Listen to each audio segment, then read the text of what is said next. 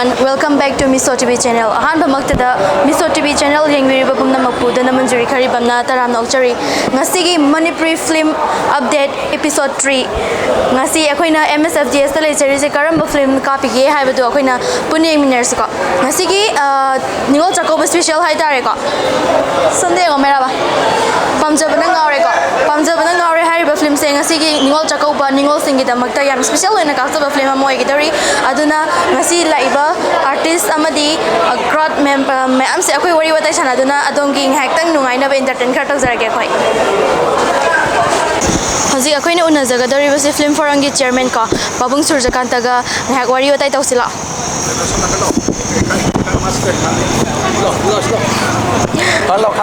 kurum jari babung babung kainum dang jage ngasi gi ngahan dagi sum thengna ga babung ngasi akoi Miso TV na puthok jari ba Manipuri film update episode se ahum sujale hek episode horok podagi babung go sudum thengna je bako question ahan ba ama hang jage bako question ahan ba je sum do bane DVD matam da akoi na film ming nge matam da ko DVD matam gi adogi da babung na film hodrung ema mang da privacy people leidana adogi video da tagi ba sakpham duga hauji phawa dum taraga lebi se kamaina no masi kaim na te wakhan ji nu ngai ra sum leiba aduna ai wanda awada ba pusi masada ji di awan ngai le theng nei ko ado artist skill line da khoi lei rubuni na film making da lei rubuni na ai awa ba wakhan khan ba sang de ba aduna mi ji yamna wakhan wa ngai tra ba ai depression le ra ba mi sing ja ado di sapam tu no khome ada I depression leite kem leite normal life ta dum aina pakhang pharak matam gi wakhalon do aduma ngasim makso engunda ai sam sam na ai gi wakta mai on jala gai isa ne sabu thau bujara ga chinna leba ana chinda bane na hatta ba na tra kai mbo khalam rom da I mind diversion tau deba aduna rai khale aduga anisuba question oina babung gi yamna fau gi ba yam hit chat gi ba film Mairi se episode kaino part 2 thokpira roidro part 2 si nam sira na object se ai sina kharaga sum khana ba hoyi are the project se khara chaw Mairi part 2 se ada chumna gi budget lupa lakh kunama kunthra na di yaro do ba adu budget ki problem na te hojik Manipuri film gi akoi regional film making ni aduna market se pixel ak pai tare sigi khalaga kitang di kano lai akoi da adu potoke ba wakhan dile aduga last oina babung question amtang hangjagi ge akoi gi babung di film sing handagi ka lagi ba film se lagi ngamane ba adu ngasi gi film siga mamangi ka ki ba film ani du ka karaman hena phajagani haina khale adu phaja phaji comparison yade di mai gi story telling ji tongan tongale aduna hadaki paringamo ka paisa loina mak mai gi subject to kano da sale treatment se aduna loi phaji loi pame ba pame pamana te public na pame aina pamo yaro ba public na pam pot ngata ne thank you babung Miso TV ge hak tang wari watai sana ba thank you ngai le ai pha de nyu ko Doi sabi masa adung ko kilo to ya ai le sabi ne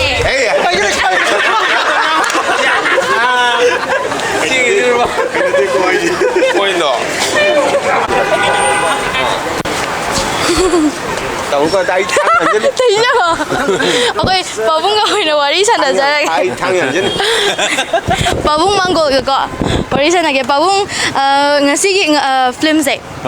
pamjabana ngaure hariba film sida babung gi role se kai oina leibana ꯑꯩꯈꯣꯏ ꯁꯦ ꯃꯄꯥ ꯑꯃꯒꯤ ꯔꯣꯜꯅꯤ ꯑꯩꯈꯣꯏꯒꯤ ꯑꯗꯣ ꯄꯥꯝꯖꯕꯅ ꯉꯥꯎꯔꯦ ꯍꯥꯏꯔꯤꯕ ꯐꯤꯂꯝꯁꯦ ꯉꯁꯤꯒꯤ ꯅꯤꯡꯉꯣꯜ ꯆꯥꯛꯀꯧꯕ ꯅꯨꯃꯤꯠꯁꯤꯗꯀꯣ ꯌꯥꯝ special ꯁꯣꯒꯤ ꯇꯥꯏꯞꯇ ꯑꯣꯏꯅꯁꯨ ꯎꯏꯌꯦ ꯀꯥꯞꯄ ꯀꯩꯅꯣ ꯁꯣ ꯇꯧꯕꯁꯦ ꯑꯗꯩꯁꯤꯗ ꯑꯩꯈꯣꯏꯒꯤ ꯄꯥꯝꯖꯕꯅ ꯉꯥꯎꯔꯦ ꯍꯥꯏꯔꯤꯕꯁꯦ ꯁꯤꯒꯤ ꯐꯤꯂꯝꯁꯤꯅ ꯑꯩꯈꯣꯏꯒꯤ ꯀꯩꯅꯣꯁꯤꯡꯁꯤꯗꯀꯣ ꯀꯩ ꯃꯦꯁꯦꯖ ꯄꯤꯕ ꯌꯥꯕ ꯀꯩꯅꯣ ꯌꯥꯕ ꯃꯦꯁꯦꯖꯁꯦ ꯍꯧꯖꯤꯛꯀꯤ ꯃꯇꯝꯗ ꯆꯔꯥꯡꯅꯗꯅ ꯂꯩꯔꯤꯕ ꯃꯌꯥꯝꯁꯤꯡꯁꯤꯕꯨ ꯄꯨꯛꯅꯤꯡ ꯂꯩꯇꯥꯍꯟꯕꯗ ꯌꯥꯝꯅ ꯆꯥꯎꯅ ꯃꯇꯦꯡ ꯄꯥꯡꯒꯅꯤ ꯍꯥꯏꯒꯤ ꯑꯩ ꯑꯆꯦꯠꯄ ꯊꯥꯖꯕ ꯂꯩ ꯑꯗꯨꯒ ꯑꯩꯈꯣꯏꯒꯤ ꯗꯥꯂꯣꯡꯒꯤ ꯌꯥꯝꯅ ꯐꯖꯕ ꯃꯅꯨꯡꯗ ꯂꯣꯠꯇꯅ ꯂꯩꯕ ꯏꯁꯩ ꯅꯣꯡꯃꯥꯏꯒꯤ ꯑꯣꯏꯔꯣ ꯑꯃꯒꯤ ꯑꯣꯏꯔꯣ ꯈꯔꯗꯤ ꯁꯣꯏꯗꯅ ꯃꯤꯌꯥꯝꯅ ꯅꯨꯡꯉꯥꯏꯕꯒ ꯂꯣꯏꯅꯅ ꯃꯤꯠꯌꯦꯡ ꯇꯥꯕ ꯐꯪꯕꯤꯔꯒꯅꯤ ꯍꯥꯏꯕꯒꯤ ꯑꯁꯥ ꯇꯧꯖꯩ ꯑꯗꯣ ꯄꯥꯕꯨꯡ ꯉꯁꯤ ꯆꯥꯛꯀꯧꯕ ꯅꯨꯃꯤꯠꯅꯦ ꯆꯥꯛꯀꯧꯕ꯭ꯔꯣ ꯆꯥꯛꯀꯧꯋꯤ ꯆꯥꯛꯀꯧꯋꯦ ꯅꯤꯉꯣꯜ ꯀꯌꯥ ꯆꯥꯛꯀꯧꯕꯤꯒꯦ ꯑꯩꯈꯣꯏꯒꯤ ꯅꯤꯉꯣꯜ 5 ꯍꯣꯏ ꯌꯥꯝ ꯅꯨꯡꯉꯥꯏꯖꯩ ꯄꯥꯕꯨꯡ ꯃꯤꯁꯣ ꯇꯤꯚꯤꯒ ꯉꯥꯏꯍꯥꯛꯇꯪ ꯋꯥꯔꯤ ꯋꯥꯇꯥꯏ ꯁꯥꯟꯅꯕꯤꯕꯒꯤ ꯊꯥꯒꯠꯆꯔꯤ ꯊꯥꯒꯠꯆꯔꯤ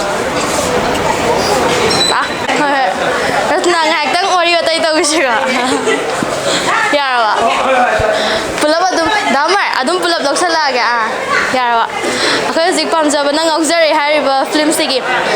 ꯍꯦꯔꯣ ꯑꯃꯗꯤ ꯍꯦꯔꯣꯏꯟ ꯀꯣ ꯄꯨꯂꯞ ꯂꯩꯔꯦ ꯃꯈꯣꯏꯒ ꯑꯃꯨꯛ ꯋꯥꯔꯤ ꯑꯃꯨꯛ ꯁꯥꯟꯅꯔꯁꯤꯀꯣ ꯗꯥꯃꯔ ꯀꯩ ꯏꯟꯖꯥꯡ ꯆꯥꯔꯛꯀꯦ ꯆꯥꯛꯀꯧꯕ꯭ꯔꯣ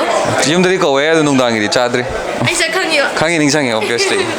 ꯔꯠꯅꯥ ꯀꯩ ꯏꯟꯖꯥꯡ ꯆꯥꯔꯛꯀꯦ ꯑꯩꯈꯣꯏꯒꯤꯗꯤ ꯉꯥ ꯑꯣꯏꯅ ꯇꯧꯔꯦ ꯆꯥꯛꯀꯧꯗꯦ ꯑꯗꯨ ꯑꯣꯏꯔꯁꯨ ꯑꯗꯨꯝ ꯃꯌꯥꯝꯒꯤꯅꯤꯅ ꯉꯥ ꯇꯧꯔ ꯆꯥꯔꯦ ꯑꯗꯨ ꯀꯩꯅꯣꯝ ꯍꯥꯏꯒꯦꯕꯀꯣ ꯅꯍꯥꯟꯗꯒꯤ ꯑꯩꯈꯣꯏ ꯃꯤꯁꯣ ꯇꯤꯚꯤꯒꯤ ꯃꯅꯤꯄꯨꯔꯤ ꯐꯤꯂꯝ ꯑꯞꯗꯦꯠꯁꯦ ꯉꯁꯤꯅ ꯑꯦꯄꯤꯁꯣꯗ 3 ꯁꯨꯕꯅꯦꯕꯀꯣ ꯑꯩꯁꯦ ꯉꯍꯥꯟꯗꯒꯤ ꯂꯥꯛꯄ ꯃꯇꯝꯗꯅꯦ ꯑꯩꯁꯦ ꯔꯠꯅꯥ ꯃꯥꯜꯂꯦ ꯍꯥꯏꯌꯦꯕꯀꯣ ꯀꯩꯗ ꯃꯥꯜꯂꯤꯅꯣꯗꯤ ꯈꯪꯗꯦꯀꯣ ꯑꯗꯨꯝ ꯑꯌꯦꯡꯕ ꯃꯤꯅꯁꯨ ꯑꯗꯨꯝ ꯈꯪꯉꯝꯃꯅꯤ ꯑꯗꯨꯏꯁꯨ ꯈꯪꯗꯦ ꯑꯩꯉꯣꯟꯗ ꯔꯠꯅꯥ ꯃꯥꯜꯂꯦ ꯍꯥꯏꯕꯒꯤ ꯍꯦꯟꯅꯁꯨ ꯅꯪꯍꯧꯅꯕꯁꯦ ꯌꯥꯝ ꯊꯤꯅ ꯅꯨꯡꯉꯥꯏ ꯃꯁꯛ ꯃꯥꯟꯅꯩ ꯐꯤꯆꯔ ꯃꯥꯟꯅꯕ ꯃꯥꯒꯤ ꯈꯪꯗꯦ ꯊꯦꯡꯅꯕꯁꯨ ꯌꯥꯝꯅ ꯅꯨꯡꯉꯥꯏꯌꯦꯕꯀꯣ ꯑꯗꯣ ꯔꯠꯅꯥꯒꯤꯗꯤ ꯁꯤꯁꯦ ꯁꯤ ꯐꯤꯂꯝꯁꯤꯅ ꯑꯍꯥꯟꯕ ꯀꯩꯅꯣ ꯑꯣꯏꯗꯣꯏ ꯅꯠꯇ꯭ꯔꯥ ꯁꯤꯅꯗꯤ ꯅꯠꯇꯦ ꯄꯤꯛꯏꯉꯩꯗꯒꯤꯗꯤ ꯃꯌꯥꯝ ꯀꯨꯝꯃꯦ ꯑꯗꯨꯒ ꯍꯦꯔꯣꯏꯟꯒꯤ ꯔꯣꯜꯗꯗꯤ ꯁꯤꯒꯤ ꯃꯃꯥꯡꯗ ꯁꯃꯗꯣꯟ ꯍꯥꯏꯅ ꯑꯃ ꯇꯧꯋꯤ ꯑꯗꯨꯗ ꯑꯍꯥꯟꯕ ꯑꯣꯏꯗꯣꯏꯕ ꯑꯗꯣ ꯁꯨꯃꯥꯏꯅ ꯄꯤꯛꯏꯉꯩꯗꯒꯤ ꯑꯦꯛꯇꯤꯡꯒꯤ ꯂꯥꯏꯟꯁꯤꯁꯨ ꯑꯗꯨꯝ ꯄꯥꯝꯃꯛꯑꯦꯀꯣ ꯄꯥꯝꯃꯛꯄꯒ ꯂꯣꯏꯅꯅ ꯁꯨꯃꯥꯏꯅꯒ ꯑꯦꯛꯇꯤꯡ ꯇꯧꯔꯛꯄ ꯃꯇꯝꯗꯀꯣ ꯁꯦꯅꯤꯌꯔ ꯑꯥꯔꯇꯤꯁ ꯂꯩꯗꯅ ꯆꯦꯅꯤꯀꯤ ꯍꯣꯏꯒ ꯇꯧꯔꯛꯄ ꯃꯇꯝꯗ ꯏꯁꯥꯗ ꯍꯥꯏꯗꯤ ꯄꯥꯈꯠꯄꯒꯨꯝꯕ ꯐꯥꯎꯕ꯭ꯔꯥ ꯑꯦꯛꯇꯤꯡ ꯇꯧꯔꯛꯄ ꯃꯇꯝꯗ ꯑꯩꯅ ꯇꯧꯔꯤꯁꯦ ꯁꯣꯏꯔꯝꯒꯅꯤ ꯀꯥꯏꯅꯒ ꯈꯟꯕꯒꯨꯝꯕ ꯌꯥꯎꯏ ꯑꯗꯨꯗꯤ ꯑꯗꯨꯝ ꯃꯁꯥꯅ ꯇꯥꯕꯅꯦ ꯍꯥꯏꯗꯤ ꯑꯩꯒꯤ ꯃꯊꯛꯇ ꯁꯦꯅꯤꯌꯔ ꯃꯌꯥꯝ ꯑꯃ ꯌꯥꯎꯔꯤꯕꯅꯤ나 ꯑꯩꯅ ꯇꯧꯔꯤꯁꯤꯅ ꯀꯃꯥꯏꯅ ꯇꯧꯔꯛꯀꯅꯤ ꯍꯌꯦꯡ ꯐꯤꯂꯝꯗ ꯇꯥꯔꯛꯄ ꯃꯇꯝꯗ ꯃꯌꯥꯝꯅ ꯑꯩꯒꯤ ꯑꯦꯛꯁꯦ ꯄꯥꯝꯕꯤꯔꯣꯏꯗ꯭ꯔꯤꯔꯥ ꯑꯗꯒꯤ ꯑꯗꯨꯃꯥꯏꯅ ꯈꯟꯕꯗꯤ ꯃꯌꯥꯝ ꯂꯩ ꯑꯗꯨ ꯑꯣꯏꯔꯁꯨ ꯈꯜꯂꯁꯨ ꯑꯗꯨꯝ ꯏꯒꯅꯣꯔ ꯇꯧꯊꯣꯛꯑꯒ ꯑꯩꯅ ꯇꯧꯔꯤꯁꯦ ꯁꯤꯗꯒꯤ ꯍꯦꯟꯅꯁꯨ ꯃꯇꯨꯡ ꯇꯥꯕꯗ ꯇꯧꯕ ꯉꯝꯕ ꯑꯣꯏꯖꯒꯦ ꯑꯗꯣ ꯍꯟꯗꯛꯅ ꯑꯃ ꯑꯣꯏꯈ꯭ꯔꯕꯁꯨ ꯍꯧꯖꯤꯛꯇꯤ ꯎꯔꯕꯅꯤꯅ ꯃꯌꯥꯝꯅꯁꯨ ꯁꯤꯗꯒꯤꯁꯨ ꯍꯦꯟꯅ ꯃꯇꯨꯡ ꯇꯥꯕꯗ ꯑꯗꯨꯝ ꯐꯖꯅ ꯇꯧꯒꯦꯅ ꯈꯜꯂꯤ ꯑꯗꯣ ꯗꯥꯃꯔ ꯀꯩꯅꯣꯝ ꯍꯪꯒꯦ ꯗꯥꯃꯔꯒꯤ ꯁ꯭ꯇꯥꯏꯜꯁꯦ ꯍꯤꯌꯔ ꯁ꯭ꯇꯥꯏꯜꯁꯦ ꯑꯗꯨꯝ ꯁꯣꯝꯅꯥꯀꯟꯗ ꯈꯔ ꯁꯨꯃꯥꯏꯅ ꯍꯧꯒꯠꯄ ꯍꯦꯛ ꯇꯧꯋꯦꯕ ꯑꯗꯨꯒꯤ ꯁ꯭ꯇꯥꯏꯜꯁꯦ ꯑꯝꯇꯪ ꯇꯧꯕꯤꯔꯛꯑꯣ ꯁꯨꯃꯥꯏꯅ ꯁꯨꯃꯥꯏꯅ ꯌꯥꯝ ꯄꯛꯆꯕ ꯈꯪꯗꯦ ꯀꯩꯅꯣꯒꯤꯅꯤꯗ ꯁꯤꯒꯅꯦꯆꯔ ꯗꯤꯖꯥꯏꯟ ꯃꯊꯛꯇ ꯑꯃꯨꯛ ꯍꯥꯠꯂꯝꯃꯦ ꯁꯤꯅ ꯁꯤ ꯑꯉꯥꯡ ꯁꯥꯕꯒꯤ ꯀꯦꯔꯦꯛꯇꯔ ꯁꯣꯝꯗ ꯁꯨꯃꯥꯏꯅ ꯍꯥꯏꯗꯤ ꯃꯦꯀꯞ ꯑꯥꯔꯇꯤꯁꯅ ꯁꯦꯝꯈꯤꯕꯅꯦꯕ ꯁꯝ ꯊꯥꯗꯔꯗꯤ ꯑꯉꯥꯡ ꯃꯥꯜꯂꯤꯗꯅꯀꯣ ꯑꯗꯨ ꯀꯩꯅꯣꯝ ꯁꯦꯝꯈꯤꯕꯅꯦ ꯑꯗꯨ ꯊꯥꯒꯠꯆꯔꯤ ꯗꯥꯃꯔ ꯑꯩꯈꯣꯏ ꯃꯤꯁꯣ ꯇꯤꯚꯤꯒ ꯉꯥꯏꯍꯥꯛꯇꯪ ꯋꯥꯔꯤ ꯋꯥꯇꯥꯏ ꯁꯥꯟꯅꯕꯤꯕꯒꯤ ꯊꯦꯡꯛ ꯌꯨ ꯍꯧꯖꯤꯛ ꯑꯃꯨꯛ ꯑꯩꯈꯣꯏꯅ ꯎꯅꯖꯒꯗꯧꯔꯤꯕꯁꯦ ꯃꯅꯤꯄꯨꯔꯤ ꯐꯤꯂꯝꯗ ꯍꯥꯏꯇꯥꯔꯦꯀꯣ ꯃꯌꯥꯝꯅꯁꯨ ꯍꯦꯟꯅ ꯁꯛ ꯈꯪꯅꯔꯕ ꯗꯥꯏꯔꯦꯛꯇꯔ ꯄꯥꯕꯨꯡ ꯑꯣꯖꯤꯠ ꯄꯥꯕꯨꯡ ꯃꯥꯂꯪ ꯀꯩꯊꯦꯜ ꯍꯥꯏꯔꯤꯕ ꯑꯦꯞꯁꯦ ꯄꯥꯝꯖꯕꯅ ꯉꯥꯎꯖꯔꯦ ꯍꯥꯏꯔꯤꯕ ꯐꯤꯂꯝꯁꯦ ꯄꯥꯕꯨꯡ ꯂꯩꯅ ꯑꯇꯣꯞꯄ ꯗꯥꯏꯔꯦꯛꯇꯔꯅ ꯗꯤꯔꯦꯛꯁꯟ ꯄꯤꯍꯜꯂꯤꯕꯁꯦ ꯀꯩꯒꯤꯅꯣ ꯃꯥꯂꯪ ꯀꯩꯊꯦꯜꯁꯦ ꯑꯩꯈꯣꯏ ꯃꯤ 10ꯅ ꯁꯥꯕꯅꯦꯕꯀꯣ 10ꯁꯤꯗ ꯄ꯭ꯔꯣꯗ꯭ꯌꯨꯁꯔꯁꯤꯡ ꯌꯥꯎꯔꯤ ꯗꯤꯔꯦꯛꯇꯔ ꯌꯥꯎꯔꯤ ꯑꯗꯨꯒ ꯂꯤꯔꯤꯛꯁ ꯑꯐꯥꯎꯕꯁꯨ ꯌꯥꯎꯔꯤ ꯑꯗ ꯑꯩꯈꯣꯏ ꯃꯥꯂꯪ ꯀꯩꯊꯦꯜꯁꯦ ꯑꯩꯈꯣꯏ ꯂꯣꯏꯅꯃꯛ ꯑꯩꯈꯣꯏ 10ꯅ ꯁꯥꯕꯅꯤꯅ ꯑꯩꯈꯣꯏꯒꯤ ꯇꯤꯝ ꯈꯥꯏꯗꯣꯛꯑꯒ ꯐꯤꯂꯝ ꯑꯃꯃꯨꯛ ꯄꯨꯊꯣꯛꯅꯒꯗꯕꯅꯦꯕ ꯑꯩꯒꯤ ꯗꯤꯔꯦꯛꯁꯟꯒꯤ ꯄꯥꯂꯤ ꯑꯃꯨꯛ ꯂꯥꯛꯈꯤꯅꯤ ꯑꯍꯥꯟꯕꯒꯤꯁꯤꯗꯤ ꯍꯧꯖꯤꯛ ꯃꯌꯥꯝꯅ ꯍꯦꯟꯅ ꯁꯛꯈꯪꯅꯔꯤꯕ ꯏꯁꯩ ꯃꯌꯦꯛ ꯏꯕꯒꯤꯗꯤ ꯍꯧꯖꯤꯛ ꯌꯥꯝ ꯃꯃꯤꯡ ꯆꯠꯂꯤꯕ ꯗꯥꯂꯣꯝꯁꯦ ꯃꯥꯒꯤ ꯇꯤꯝꯗ ꯇꯥꯕꯅꯤ ꯑꯗ ꯁꯦꯀꯦꯟꯗꯗꯤ ꯑꯩꯈꯣꯏꯒꯤ ꯊꯕꯥꯇꯣꯟꯒꯤ ꯄ꯭ꯔꯣꯗ꯭ꯌꯨꯁꯔꯗꯨꯁꯨ ꯑꯩꯈꯣꯏꯒꯤꯗ ꯌꯥꯎꯔꯤ ꯃꯥꯒꯤ ꯇꯥꯗꯣꯏꯅꯤ ꯑꯍꯨꯝꯁꯨꯕꯗꯅ ꯑꯩꯒꯤ ꯄꯥꯂꯤ ꯇꯥꯗꯣꯏꯅꯤ ꯑꯗꯨꯃꯥꯏꯅ ꯔꯣꯇꯦꯁꯟ ꯅꯣꯡꯃꯅꯤ ꯍꯧꯖꯤꯛꯀꯤ ꯑꯣꯏꯔꯤꯕ ꯃꯥꯔꯀꯦꯠꯀꯤ ꯐꯤꯕꯝꯁꯦ ꯌꯥꯝ ꯐꯠꯇꯕꯅꯤꯅ ꯏꯁꯥꯒꯤ ꯕꯦꯅꯔ ꯑꯃꯅ ꯐꯤꯂꯝ ꯑꯃꯃꯝ ꯄꯨꯊꯣꯛꯄꯗ ꯋꯥꯔꯛꯄꯅꯤꯅ ꯑꯩꯈꯣꯏꯁꯦ ꯀꯣꯂꯥꯕꯣꯔꯦꯠ ꯇꯧꯔꯒ ꯄꯨꯊꯣꯛꯄꯒꯤ ꯑꯗꯨꯒꯤ ꯄ꯭ꯂꯥꯟꯗꯨꯗ ꯑꯩꯈꯣꯏ ꯇꯧꯕꯅꯤ ꯑꯗꯨꯒ ꯄꯥꯕꯨꯡ ꯃꯁꯤꯒꯤ ꯐꯤꯂꯝꯁꯦ ꯗꯥꯏꯔꯦꯛꯇꯔꯒꯤ ꯄꯣꯏꯟ ꯑꯣꯐ ꯚ꯭ꯌꯨꯗ ꯍꯥꯏꯇꯥꯔꯦ 10ꯒꯤ ꯃꯅꯨꯡꯗ ꯀꯌꯥꯃꯨꯛꯀ ꯄꯤꯅꯤꯡꯒꯦ ꯉꯁꯤꯒꯤ ꯐꯤꯂꯝꯁꯦ ꯑꯩ ꯌꯦꯡꯍꯧꯗ꯭ರೆ ꯑꯗꯣ ꯑꯩꯗꯤ 100ꯇ 100 10ꯕꯨ ꯄꯤꯊꯣꯛꯅꯤꯡꯉꯦ ꯍꯥꯏꯕꯗꯤ ꯃꯥꯂꯪ ꯀꯩꯊꯦꯜꯒꯤ ꯇꯤꯝꯅꯤꯀꯣ ꯑꯩꯁꯦ ꯃꯦꯝꯕꯔꯅꯦꯕ ꯑꯩꯁꯦ ꯑꯩꯈꯣꯏ ꯃꯥꯂꯪ ꯀꯩꯊꯦꯜꯒꯤꯗꯗꯤ ꯈꯔ ꯁꯦꯅꯤꯌꯔꯁꯤꯡ ꯆꯤꯡꯉꯦꯕ ꯍꯧꯖꯤꯛꯁꯦ ꯃꯥꯂꯪ ꯀꯩꯊꯦꯜꯒꯤ ꯇꯤꯝꯒꯤ ꯄꯨꯜꯂꯤꯕ ꯁꯦꯅꯤꯌꯔ ꯑꯩꯈꯣꯏꯒꯤ ꯐꯝꯐꯝꯐꯥꯎ ꯐꯪꯗꯈꯩ ꯑꯣꯗꯤꯌꯟꯁꯅ ꯇꯥꯟꯊꯣꯔꯛꯄ ꯍꯥꯏꯕꯗꯤ ꯑꯣꯗꯤꯌꯟꯁꯅ ꯍꯦꯟꯗꯣꯛꯈꯤꯕꯁꯦ ꯁꯤꯅꯗꯤ ꯉꯁꯤꯒꯤ ꯐꯤꯂꯝꯁꯦ 100ꯇ 110 ꯄꯤꯔꯒꯦ ꯌꯦꯡꯍꯧꯗ꯭ꯔꯁꯨ ꯑꯗꯣ ꯄꯥꯕꯨꯡꯒꯤ ꯑꯞꯀꯃꯤꯡ ꯄ꯭ꯔꯣꯖꯦꯛꯀꯨꯝꯕ ꯂꯩꯔꯤꯕ꯭ꯔꯥ ꯑꯩꯒꯤ ꯑꯞꯀꯃꯤꯡ ꯄ꯭ꯔꯣꯖꯦꯛ ꯈꯔ ꯂꯩꯔꯤ ꯐꯤꯂꯝ ꯑꯅꯤꯈꯛ ꯍꯧꯖꯤꯛ ꯂꯦꯞꯇ ꯂꯩꯔꯤ ꯊꯨꯅ ꯂꯥꯛꯑꯅꯦꯅ ꯈꯜꯂꯤ ꯃꯃꯤꯡ ꯍꯥꯏꯕꯤꯕ ꯌꯥꯒꯗ꯭ꯔꯥ ꯐꯤꯉꯥꯡ ꯂꯥꯟꯃꯤ ꯍꯥꯏꯗꯅ ꯑꯃ ꯂꯩꯔꯦ ꯌꯣꯠꯀꯤ ꯊꯃꯣꯏ ꯍꯥꯏꯕ ꯑꯃꯒ ꯑꯗꯨꯒ ꯑꯊꯨꯕꯗ ꯑꯅꯤꯁꯤꯗꯤ ꯂꯣꯏ ꯅꯝꯕ ꯂꯣꯏꯔꯒ ꯍꯧꯖꯤꯛ ꯂꯦꯞꯇ ꯂꯩꯔꯦ ꯑꯗꯨꯒ ꯁꯤꯒꯤ ꯃꯇꯨꯡꯗ ꯏꯍꯥꯟ ꯍꯥꯟꯅ ꯅꯝꯃꯛꯀꯗꯕꯁꯤꯅ ꯆꯍꯤ 2ꯃꯨꯛꯀꯤ ꯃꯃꯥꯡꯗꯒꯤ ꯃꯨꯍꯨꯔꯠ ꯇꯧꯔ ꯂꯩꯈ꯭ꯔꯕ ꯋꯥꯔꯤ ꯂꯣꯏꯗ꯭ꯔꯤ ꯍꯥꯏꯕ ꯐꯤꯂꯝꯁꯦ ꯁꯤꯅ 2025ꯀꯤ ꯐꯦꯕ꯭ꯋꯥꯔꯤꯗꯤ ꯏꯍꯥꯟ ꯍꯥꯟꯅ ꯈꯨꯠ ꯊꯥꯔꯒꯦꯅ ꯈꯜꯂꯦ ꯅꯝꯕ ꯍꯧꯔꯒꯦꯅ ꯑꯗꯨꯃꯥꯏꯅ ꯄ꯭ꯂꯥꯟ ꯇꯧꯔꯤ ꯊꯥꯒꯠꯆꯔꯤ ꯑꯩꯈꯣꯏ Miso TV-ga ngayaktang kaithokpiraga wari watai sanabibagi. Meso TV bisu thagatsari. Hꯧꯖꯤꯛ ꯑꯃꯨꯛ ꯑꯩꯈꯣꯏꯅ ꯎꯅꯖꯔꯤꯕꯁꯦ ꯏꯁꯩ ꯃꯛꯇ ꯇꯥꯔꯃꯛꯇ ꯍꯥꯏꯗꯤ ꯀꯩ ꯍꯥꯏꯇꯥꯔꯦ ꯂꯤꯔꯤꯛꯁ ꯌꯦꯡꯉꯨꯕ ꯃꯇꯝꯗ ꯑꯗꯨꯝ ꯀꯅꯥꯒꯤ ꯑꯣꯏꯔꯝꯒꯦ ꯍꯥꯏꯕ ꯃꯇꯝꯗ ꯗꯥꯂꯣꯝ ꯒꯨꯔꯨ ꯃꯌꯨꯝ ꯉꯥꯛꯇꯅꯦꯕꯀꯣ ꯍꯧꯖꯤꯛꯁꯦ ꯑꯗꯣ ꯉꯁꯤꯒꯤ ꯐꯤꯂꯝꯁꯤꯁꯨ ꯄꯥꯝꯖꯕꯅ ꯉꯥꯎꯖꯔꯦ ꯍꯥꯏꯔꯤꯁꯤꯁꯨ ꯗꯥꯂꯣꯝꯒꯤ ꯀꯣ ꯉꯁꯤꯒꯤ ꯐꯤꯂꯝꯁꯦ ꯄꯥꯝꯖꯕꯅ ꯉꯥꯎꯖꯔꯦ ꯍꯥꯏꯔꯤꯕ ꯀꯩꯅꯣ ꯇꯧꯔꯛꯄ ꯃꯇꯝꯁꯤꯗ ꯗꯥꯂꯣꯝꯒꯤ ꯁꯥꯒꯠꯂꯛꯄ ꯋꯥꯈꯜ ꯑꯗꯒꯤꯗꯤ ꯇꯧꯔꯛꯄ ꯊꯕꯛ ꯍꯥꯏꯗꯤ ꯄ꯭ꯔꯣꯖꯦꯛꯁꯦ ꯑꯅꯤꯔꯛ ꯁꯨꯕꯗꯤ ꯑꯣꯏꯗꯧꯅꯤ ꯍꯥꯏꯅ ꯈꯟꯖꯩ ꯑꯩꯈꯣꯏꯅ ꯑꯗꯩꯁꯤꯗ ꯗꯥꯂꯣꯝꯒꯤ ꯋꯥꯈꯜꯁꯦ ꯃꯣꯠ ꯈꯤꯇꯪ ꯐꯣꯡꯗꯣꯛꯄꯤꯌꯣ ꯁꯨꯃꯥꯏꯅꯒ ꯇꯧꯔꯛꯄꯒꯤ ꯁꯦ ꯀꯩ ꯍꯥꯏꯇꯥꯔꯦ ꯅꯪꯅ ꯍꯧꯖꯤꯛ ꯍꯥꯏꯕꯗꯣ ꯏꯁꯩ ꯇꯥꯔꯦ ꯗꯥꯂꯣꯝ ꯍꯣꯏ ꯗꯥꯂꯣꯝ ꯉꯥꯛꯇ ꯉꯥꯏꯈ꯭ꯔꯦ ꯃꯌꯥꯝꯅ ꯁꯨꯝ ꯅꯨꯡꯁꯤꯕꯤꯕ ꯍꯥꯏꯇꯥꯔꯦꯅꯦꯀꯣ ꯑꯗꯨꯃꯥꯏꯅ ꯗꯥꯂꯣꯝ ꯒꯨꯔꯨꯃꯦꯝ ꯑꯗꯨꯝ ꯇꯧꯕꯤꯔꯦ ꯑꯗꯣ ꯃꯌꯥꯝꯅ ꯍꯥꯏꯀꯣ ꯍꯧꯖꯤꯛꯇꯤ ꯗꯥꯂꯣꯝꯒꯤ ꯃꯇꯝꯅꯦꯅ ꯑꯗꯣ ꯃꯌꯥꯝꯅ ꯍꯥꯏꯕꯤꯔꯕꯅꯤ나 ꯗꯥꯂꯣꯝꯒꯤ ꯃꯇꯝꯁꯦ ꯑꯗꯨꯝ ꯑꯣꯏꯔꯝ ꯇꯥꯔꯦꯅ ꯈꯜꯂꯦ ꯑꯩꯁꯨ ꯑꯗꯨꯒ ꯁꯤ ꯅꯪꯅ ꯍꯥꯏꯔꯤ ꯁꯤꯅꯦꯃꯥꯁꯦ ꯄꯥꯝꯖꯕꯅ ꯉꯥꯎꯖꯔꯦꯁꯦ ꯑꯩꯈꯣꯏ ꯐꯤꯂꯝꯁꯦ ꯁꯨꯝ ꯌꯥꯝꯅ ꯄꯨꯊꯣꯛꯅꯗꯕꯁꯤꯗ ꯑꯩꯈꯣꯏ ꯐꯤꯂꯝꯁꯦ ꯃꯨꯠꯈꯤꯗ꯭ꯔꯥ ꯍꯥꯏꯅ ꯄꯥꯈꯠꯇꯅ ꯑꯩꯈꯣꯏ ꯄ꯭ꯔꯣꯗ꯭ꯌꯨꯁꯔꯁ ꯗꯤꯔꯦꯛꯇꯔ ꯈꯔ ꯄꯨꯟꯁꯤꯜꯂꯒ ꯑꯩꯈꯣꯏ ꯃꯥꯂꯪ ꯀꯩꯊꯦꯜ ꯍꯥꯏꯅ ꯑꯃ ꯁꯦꯝꯃꯦ ꯀꯝꯄꯅꯤ ꯑꯃ ꯑꯗꯨ ꯁꯦꯝꯕꯗꯨꯗ ꯑꯩꯈꯣꯏꯒꯤ ꯇꯤꯝ ABC ꯈꯥꯏꯗꯣꯛꯑꯒ ꯑꯩꯈꯣꯏ ꯐꯤꯂꯝꯁꯦ ꯅꯝꯁꯦꯟ ꯁꯥꯒꯠꯅꯕꯅꯤ ꯑꯗꯨ ꯌꯥꯝ ꯊꯨꯕ ꯃꯇꯝꯗ ꯇꯧꯈꯤꯕꯅꯦ ꯁꯤꯒꯤ ꯐꯤꯂꯝꯁꯦ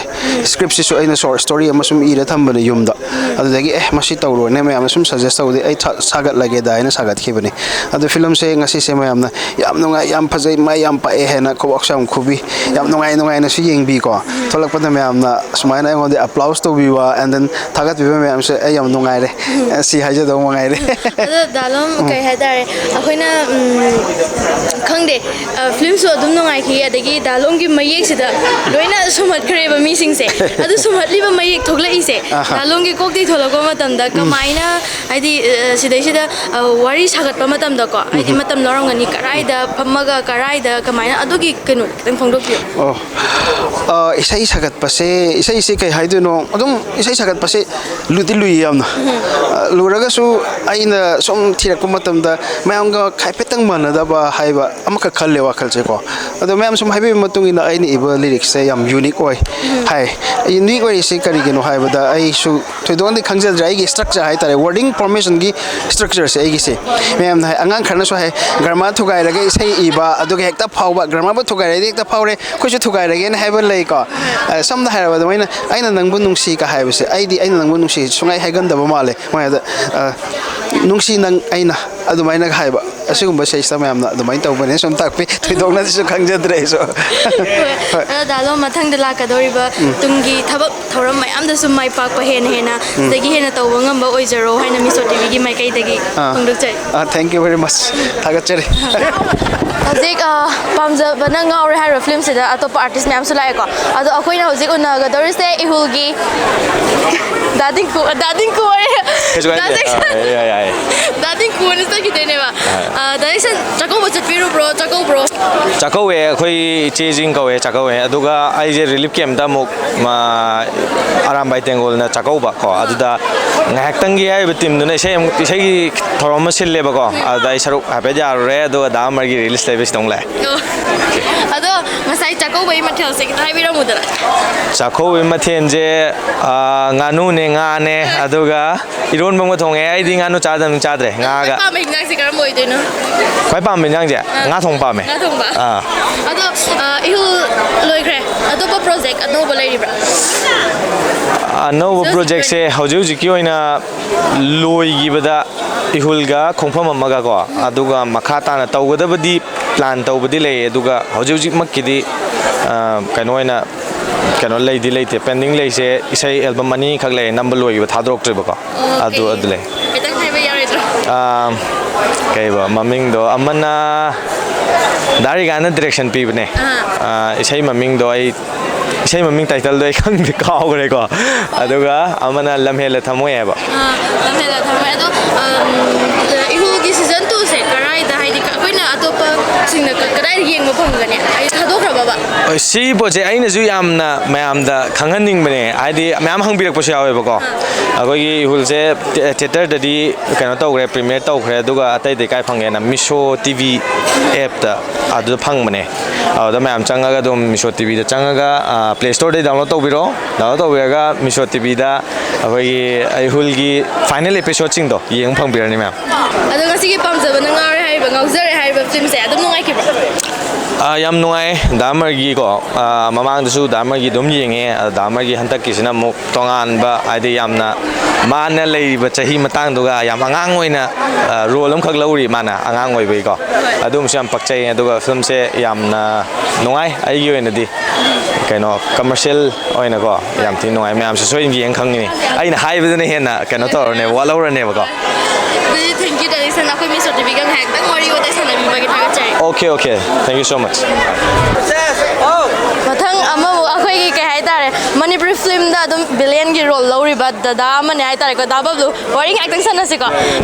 ꯗꯥ ꯕꯕꯂꯨ ꯐꯤꯂꯝꯁꯦ ꯅꯨꯡꯉꯥꯏꯈꯤꯕ꯭ꯔꯣ ꯐꯤꯂꯝꯁꯦ ꯅꯨꯡꯉꯥꯏ ꯂꯞ ꯇ꯭ꯔꯦꯡꯒꯜꯗ ꯌꯥꯝꯅ ꯇꯞꯅ ꯋꯥꯔꯤ ꯄꯔꯤꯡꯁꯦ ꯄꯨꯔꯒ ꯌꯥꯝ ꯅꯨꯡꯁꯤꯕ ꯐꯤꯂꯝ ꯑꯃ ꯑꯣꯏꯍꯜꯂꯦ ꯋꯥꯔꯤꯁꯦ ꯉꯁꯤꯒꯤ ꯐꯤꯂꯝꯁꯦ ꯁꯤꯒꯤ ꯐꯤꯂꯝꯁꯤꯒ ꯁꯨꯃꯥꯏꯅ ꯃꯥꯟꯅꯅ ꯗꯥ ꯕꯕꯂꯨꯗꯒ ꯊꯣꯛꯈꯤꯕꯒ ꯌꯥꯎꯔꯣ ꯁꯨꯃꯥꯏꯅꯒ ꯃꯥꯟꯅ ꯌꯥꯎꯗ꯭ꯔꯤ ꯑꯗꯣ ꯁꯝ ꯊꯥꯖꯟꯕꯤꯔꯝꯃꯤꯁꯦ ꯀꯩ ꯋꯥꯈꯜ ꯅꯠꯇ꯭ꯔꯒꯅ ꯑꯅꯧꯕ ꯄ꯭ꯔꯣꯖꯦꯛ ꯍꯥꯏꯗꯤ ꯄ꯭ꯔꯣꯖꯦꯛ ꯈꯛꯇꯪꯒꯤ ꯅꯠꯇꯕꯤꯗ ꯀꯩ ꯋꯥꯈꯜ ꯈꯜꯂꯛꯀꯗꯣꯏꯅꯣ ꯁꯝꯒꯤ ꯊꯥꯕꯁꯦ ꯋꯥꯔꯤꯕꯨꯗꯤ ꯌꯥꯝ ꯂꯩꯔꯦ ꯑꯗꯣ ꯁꯝꯂꯞꯅ ꯁꯨꯝ ꯆꯤꯔꯥꯏ ꯇꯥꯡꯕꯁꯦ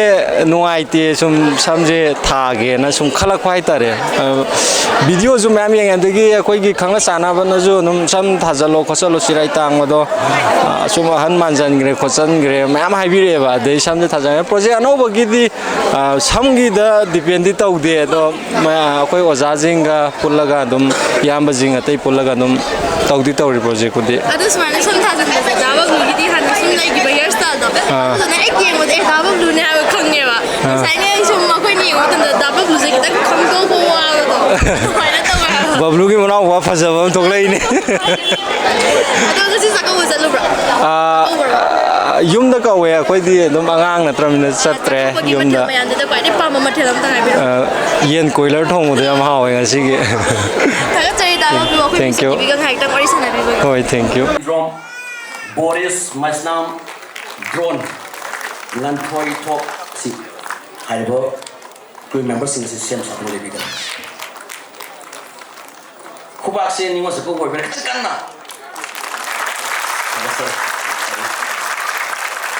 yang pertama pam zaban ngau zari yang ada yang terkucing dalam proses film segi overall on screen lebih ba off screen lebih besing itu ga tunga film segi support lebih besing ki mating dengan si pam zaban ngau zari yang tian ba bagi tenor ona tha ani ki matam sita pe mian kusina pun ngam dan makata nasu malang kecil gi lady ba tim A yang si film segi to punya to makata na tim B C dengan tim D lagi 1 year da sahi ma da film mari ne ke man film industry support to da film masih belum CD ba duga man mian support to view OTT ke platform da sum boleh ba malang kecil se Google Play Store lagi koina malang ke thele na koina search to bira kada madu koina adu store to bira ba da tang market adu step in batu kina web series sing ba tang film sing yaw to ne ne da miam na ahang ba timing da aduga ngatang putha ya ba manglem moirang chem production manager da sorry aduga post production evening star films aduga film sing producer de malang ke thele na usi hasa ba BB Films Imphal ki aduga crew member Kelvin Boris aduga Nanthoi aduga transport ki Boya amadi mangle okay ayamba mangle pikapre transport si ana maru ba aduga myam asi ko ki top pusin to ba aduga di bomda ko shooting spot am da ko shot pa aduga shooting spot hena khang musu transport ki mini he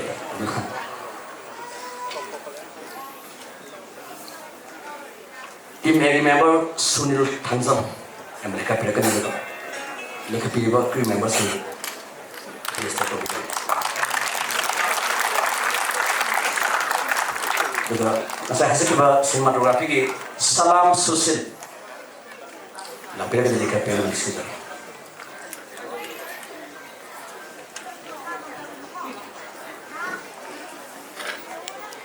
Ini sih, saya satu lagi.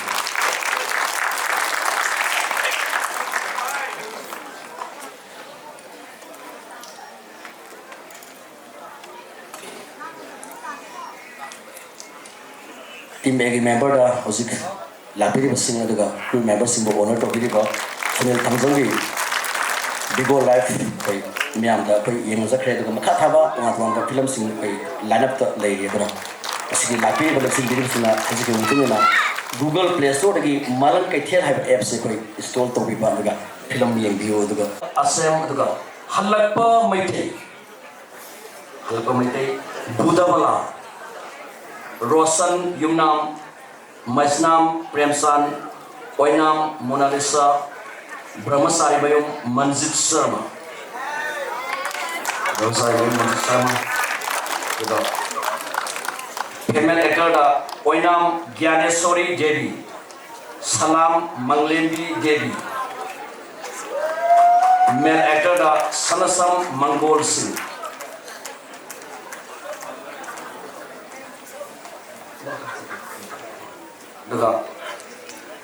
Male actor दा अथुपम संतोष comedian Santosh yang berlampir di dekat film ini sendiri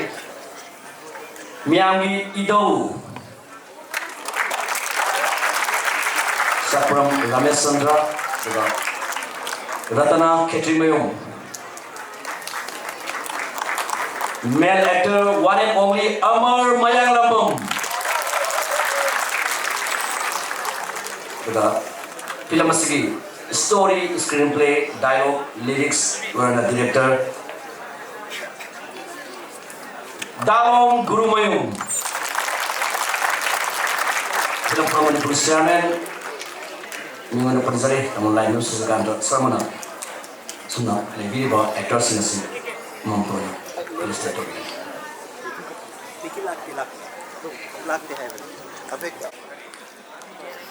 Niki se koi bayung gi koi gi bagi family ga sabata re koi na ba ma lai bana mar mar ka lapa ngam da ne tapire woro bi re kapona le bi ga ne to ka miam da film asi yang thuna yeng sana ri panam da koi sinza bani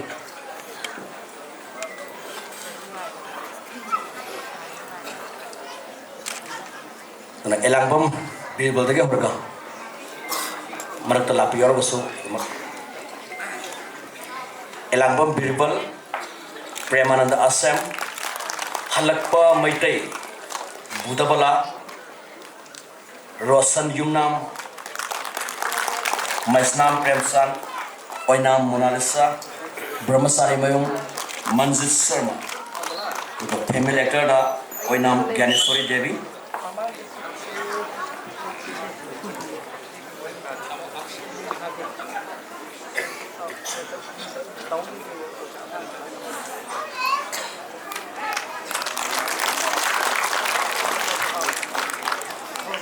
yang toina koi skin do ubi besi neto bagasi hati ana ubi ngai neto base ke hena honi bri hati ana ubi ngai kota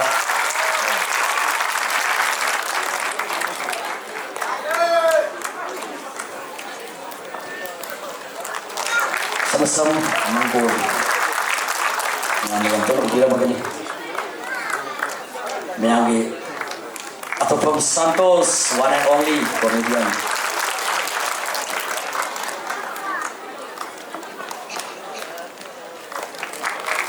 Enam Ganesari Manglembi Nyamna Basanta ke dalam dadi ko na kubiraba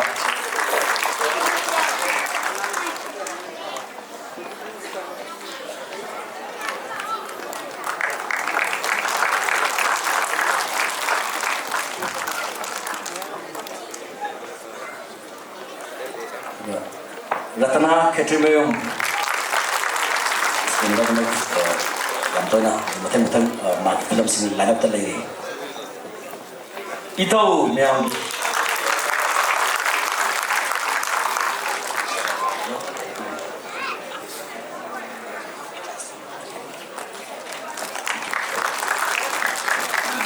apa itu Irom Ibentom Devi lapor ke dekat film sini Rosare film promosi besar ini tuh kayak publik bahwa menggunakan saya tahu lainnya sudah besar mungkin tetap mau menggunakan lebih keren khusus akan bernasum film ke produser yang berisi talkshow yang mana orang tahu di film promosi besar ini lain sudah besar masih film masih sinabi dapat lo tetap mau kami keren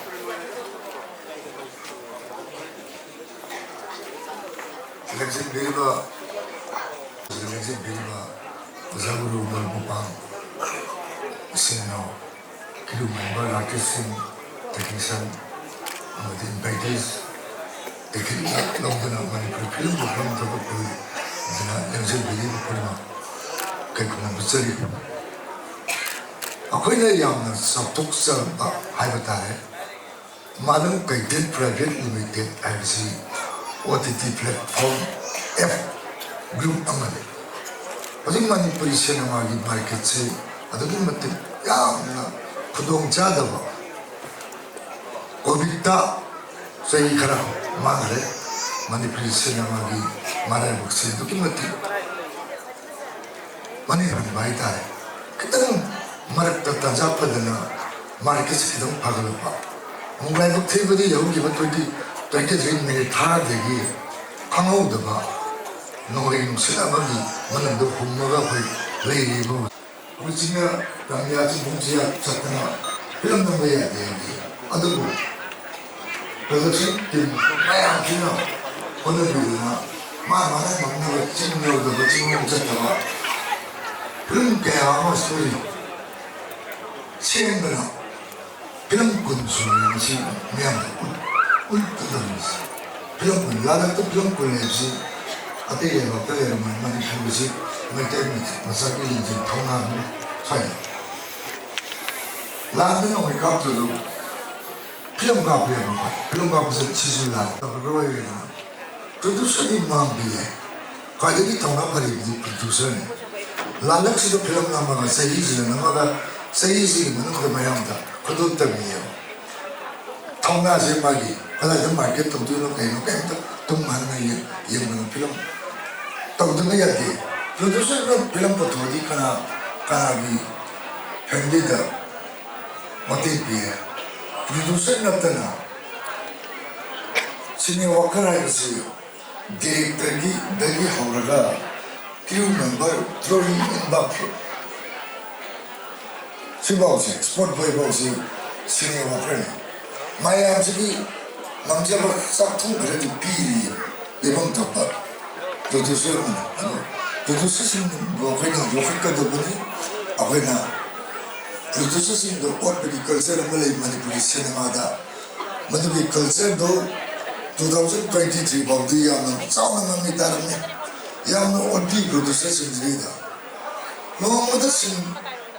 갑자기 머리 갑자기 프로듀서가 되었잖아 plan tam sama saya namanya tomo namanya ya kada katuk pilih masih produser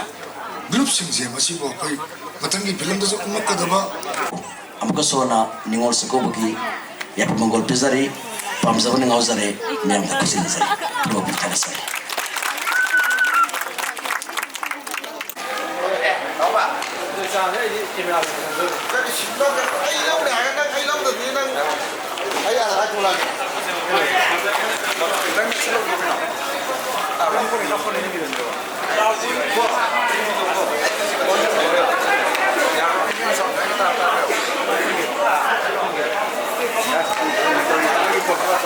Kasi may sima yung maloy na rin.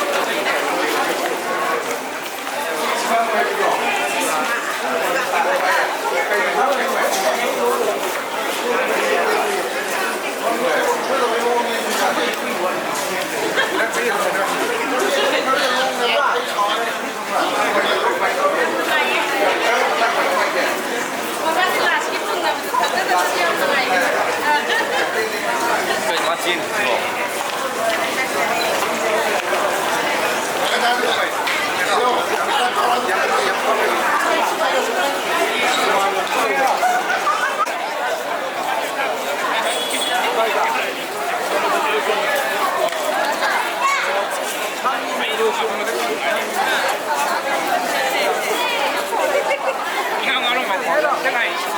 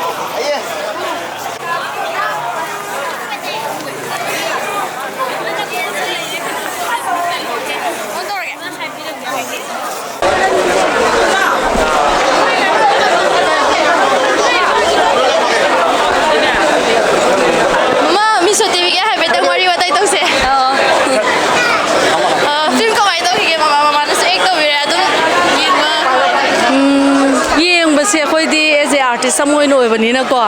ꯑꯩꯈꯣꯏꯒꯤꯗꯤ ꯑꯗꯨꯝ ꯆꯞ ꯃꯥꯟꯅꯩ ꯑꯗꯨꯒ ꯑꯣꯗꯤꯌꯟꯁꯅ ꯄꯦꯟꯕꯤꯕꯗꯨꯅꯦꯕ ꯃꯊꯧ ꯇꯥꯔꯤꯁꯦ ꯑꯗꯣ ꯃꯌꯥꯝ ꯌꯦꯡꯕꯁꯤꯡꯗꯨꯅ ꯄꯦꯟꯕꯤꯔꯒꯗꯤ ꯑꯩꯈꯣꯏ ꯑꯗꯨꯝ ꯅꯨꯡꯉꯥꯏꯖꯔꯦ ꯍꯥꯏꯇꯥꯔꯦ ꯉꯁꯥꯏ ꯃꯃꯥꯅ ꯐꯤꯂꯝ ꯌꯦꯡꯉꯤꯀꯥꯟꯗꯀꯣ ꯍꯥꯏꯗꯤ ꯃꯌꯥꯝꯅꯒ ꯐꯤꯂꯝ ꯌꯦꯡꯉꯦ ꯃꯇꯨꯡꯗ ꯂꯥꯎꯁꯜꯂꯛꯄ ꯍꯔꯥꯎꯕꯗ ꯑꯗꯨꯃꯥꯏꯅ ꯄꯦꯟꯕ ꯄꯣꯛꯄ꯭ꯔꯥ ꯑꯗꯨꯃꯥꯏꯅ ꯅꯨꯡꯉꯥꯏꯌꯦ ꯑꯗꯣ ꯕꯥꯕꯣꯛꯅ ꯏꯟꯇꯔꯦꯁ ꯂꯩꯅ ꯌꯦꯡꯉꯒ ꯍꯔꯥꯎꯗꯅꯒ ꯇꯧꯕꯗꯣ ꯑꯩꯈꯣꯏꯗꯤ ꯌꯥꯝ ꯅꯨꯡꯉꯥꯏꯕ ꯐꯥꯎꯋꯦ ꯆꯥꯛꯀꯧꯕ ꯅꯨꯃꯤꯠꯁꯤꯅꯦ ꯆꯥꯛꯀꯧꯕ ꯆꯠꯄꯤꯔꯨꯕ꯭ꯔꯣ ꯑꯩ ꯉꯁꯤꯗꯤ ꯑꯩꯒꯤ ꯍꯦꯛ ꯏꯄꯨꯔꯣꯏꯕꯗꯨꯒꯤ ꯃꯃꯥꯗꯣ ꯏꯃꯥꯁꯤꯗꯣ ꯂꯩꯈꯤꯗꯕ ꯊꯥ 2 ꯐꯥꯗ꯭ꯔꯤꯕꯀꯣ ꯑꯗꯨꯅ ꯑꯩ ꯆꯥꯛꯀꯧꯕꯗꯤ ꯀꯨꯝꯁꯤꯒꯤ ꯆꯠꯇ꯭ꯔꯦ ꯇꯤꯚꯤꯒ ꯉꯥꯏꯍꯥꯛꯇꯪ ꯋꯥꯔꯤ ꯋꯥꯇꯥꯏ ꯁꯥꯟꯅꯕꯤꯕꯒꯤ ꯊꯦꯡꯛ ꯌꯨ